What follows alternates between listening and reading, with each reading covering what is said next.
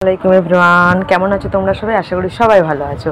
আমিও ভালো আছি, আর আরও অনেক ভালো আছি। যে কেন জানো, কালকে আমি বাপের বাড়ি যাব। মেয়েদের এই বাপের বাড়ি যাওয়াটা একটা অদ্ভুত আনন্দ। ঈদের থেকেও বেশি আনন্দ ঈদের পরে বাপের বাড়ি যাওয়া। তোমরা কি বলো? তো এখানে আনাস ঘুমাচ্ছে। তো আমি সমস্ত জামা কাপড় ছিল কিছু, সেগুলো ধুয়ে নিয়ে সব কাজকর্ম গুটিয়ে এবার বসেছি প্যাকিং করতে।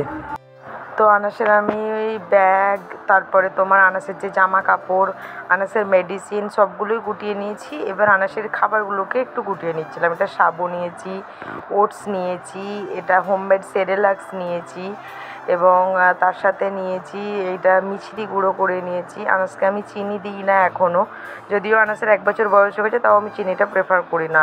আর এটা দিয়েছি হোমমেড বাদাম গুঁড়ো, আর এটা কর্নফ্লেক্স নিয়েছি। তো এখানে মোটামুটি আমি সব গুছিয়ে নিয়েছি, এবার শুধু ব্যাগ প্যাক করে নেবো।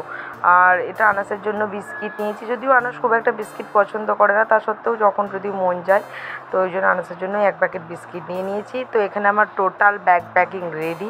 কালকে আমরা খুব মর্নিং বেরোবো। এটা হচ্ছে নেক্সট ডে মর্নিং, প্রায় সকাল তখন 7:30 কি 7টা বাজে। তো আনাসও উঠে গেছে।